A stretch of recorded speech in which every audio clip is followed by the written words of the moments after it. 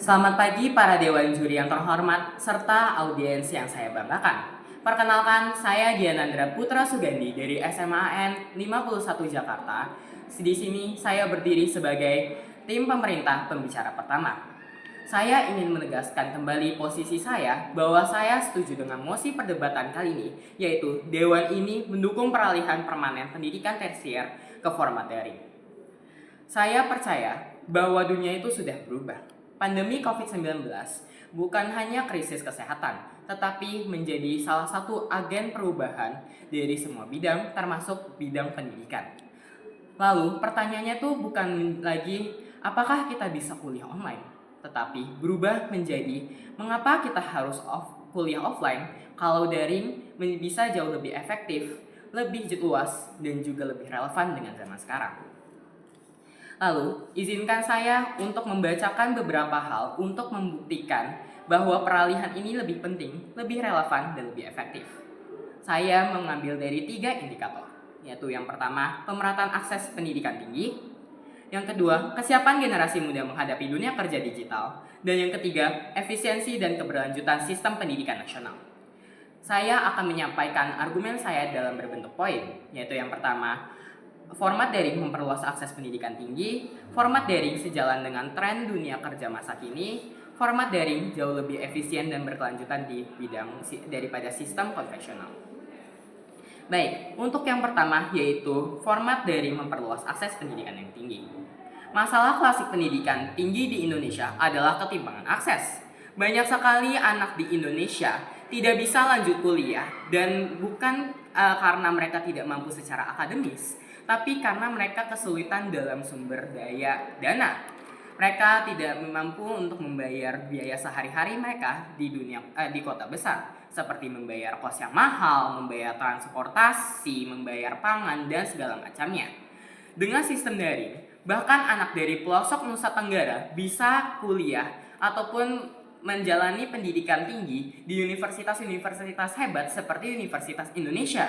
Seorang pekerja shift malam pun tetap bisa melanjutkan kuliah tanpa harus meninggalkan pekerjaannya. Ibu rumah tangga bisa melanjutkan S2 sambil mengurus anaknya di rumah. Dengan sistem daring dapat memotong batasan-batasan fisik seperti batasan tempat ataupun geografis dan juga batasan non-fisik seperti ekonomi dan membuka pintu pendidikan lebih besar daripada sebelumnya. Lalu untuk argumen yang kedua yaitu format daring sejalan dengan tren dunia kerja masa kini. Dunia kerja masa kini sudah pasti berubah dong semenjak dari pandemi COVID-19. Banyak sekali istilah-istilah muncul yang menjadi lumrah seperti remote work, digital collaboration, maupun hybrid model. Perusahaan-perusahaan besar seperti Google maupun maupun Microsoft sudah mengadopsi sistem kerja fleksibel berbasis digital.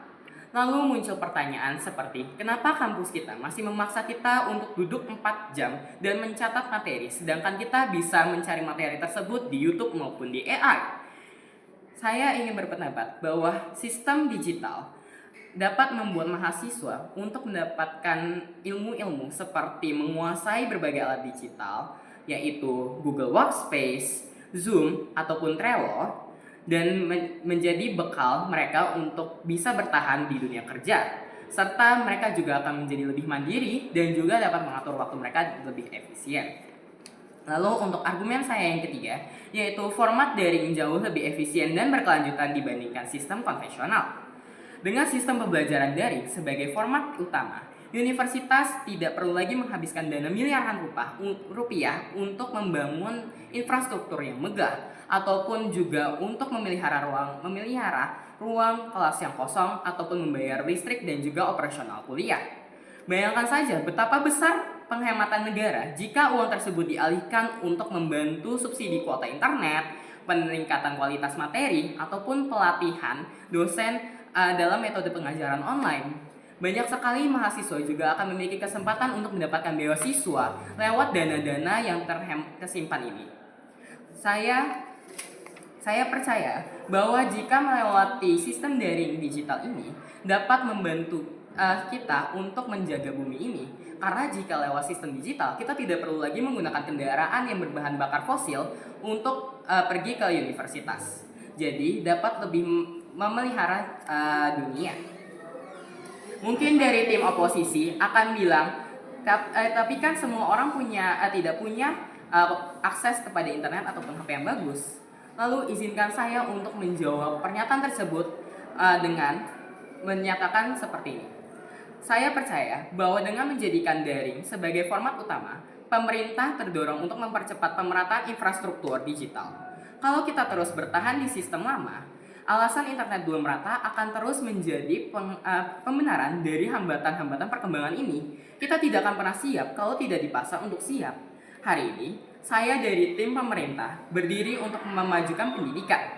Saya tidak sedang menghapuskan tradisi, tapi juga sedang mengembangkan sistem agar lebih inklusif, efisien, dan juga relevan dengan zaman sekarang.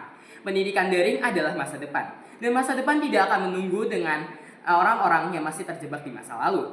Oleh karena itu, saya dengan tegas menyatakan saya setuju dengan mosi perdebatan kali ini, yaitu Dewan ini mendukung peralihan permanen pendidikan tersier ke format daring. Oleh karena itu, saya berharap para dewan juri serta audiens sekalian untuk berdiri bersama saya mendukung mosi perdebatan kali ini. Kurang lebihnya mohon maaf, sekian dan terima kasih.